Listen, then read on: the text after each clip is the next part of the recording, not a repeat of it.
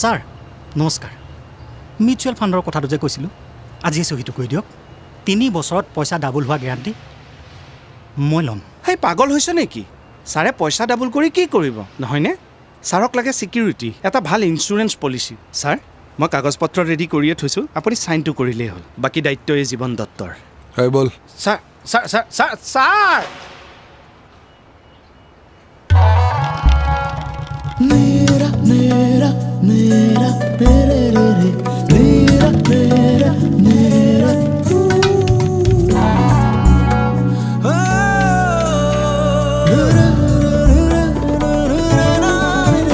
তোমাক এটা ধুনীয়া সপোন যেন লাগে সপোন নহয় বাস্তৱ কিন্তু বাস্তৱ আমি ভবাৰ দৰে নহ'বও পাৰে কিন্তু মই কেতিয়াও হাৰ নেমানো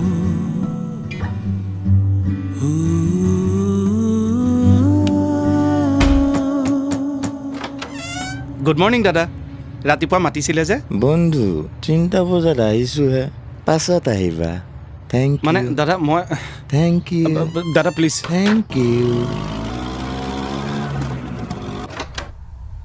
বাইদেউ মাতিছিলে দাদাই এখেত নাই নহয় এখেত নথকা অৱস্থাত মানে মতা মানুহ খুব আহিলে ভাল- বেয়া পায় আপুনি পিছত ভাল আহিব দেই পলিচি বাইদেউ পিছত। এবাৰ শুনি লওক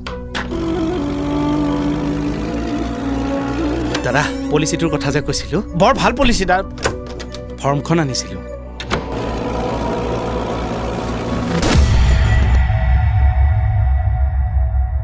গছে মোৰ শান্তি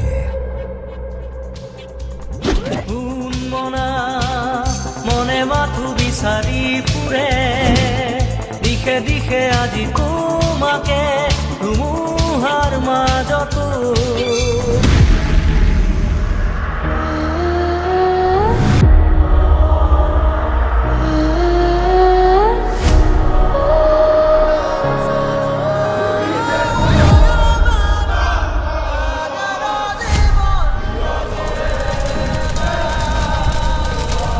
হাৰ্টথ্ৰব আৰু নাই আধৰুৱা হৈ গ'ল অসমবাসী আধৰুৱা হৈ গ'ল সেই মহান শিল্পীগৰাকীয়ে অসমবাসীৰ সৈতে দেখা বহু সপোন কি হ'ব সেই সপোনবোৰ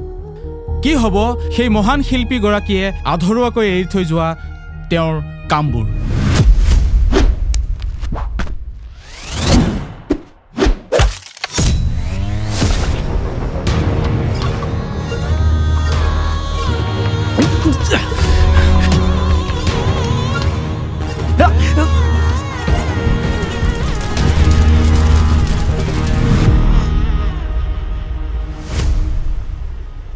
কোনো এইটো গৰু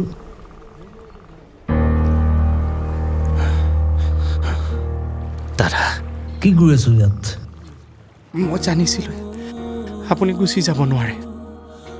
আপুনি আছে আৰু থাকিবই আপোনাক কোনেও মাৰিব নোৱাৰে মোক মাৰিব পাৰিবি